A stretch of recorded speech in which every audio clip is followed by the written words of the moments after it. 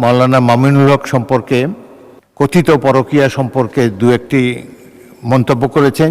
কোনো মানুষের কার্যাবলী তার অসাক্ষাতে অর্থাৎ অনুপস্থিতিতে তার কথা অন্যের কাছে বলাটার নামই হচ্ছে গীবত।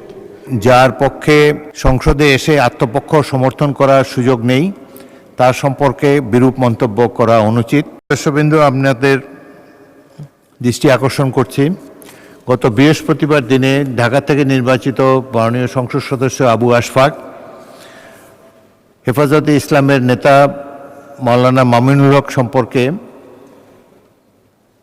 কথিত পরকীয়া সম্পর্কে দু একটি মন্তব্য করেছেন, যেটি অনভিপ্রেত।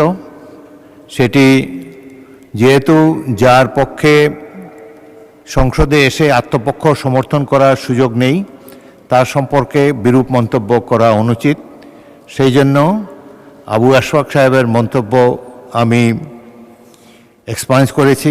সাথে সাথে আমারও একটি বক্তব্য সেখানে আমি উল্লেখ করেছিলাম যে কোনো ব্যক্তির জীবনের অন্ধকার অধ্যায় সম্পর্কে আমার বক্তব্য এসেছিল। সেই অন্ধকারাচ্ছন্ন এই অধ্যায় এটিকেও এক্সপান্স করা হলো এবং ভবিষ্যতে আপনারা সবাই কেয়ারফুল থাকবেন বাজেট বক্তৃতা বা অন্যান্য বক্তৃতায় যার পক্ষে এখানে এসে নিজকে ডিফেন্ড করা সম্ভব নয় তার উদ্দেশ্যে কোনো বিরূপ মন্তব্য আপনারা করবেন না, এটাই আশা করি। এখন আমি বাজেট সম্পর্কে আলোচনায় জনাব মুজিবুর রহমান। আপনার কথাগুলো খুবই সুন্দর।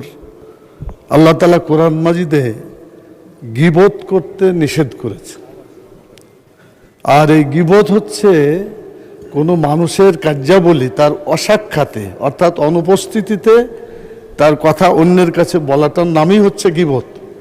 যদি সেটা সত্যও হয় তারপরও সেটা গীবত। আর গীবত হচ্ছে জেনা করার চাইতো একটা জঘন্য জিনিস।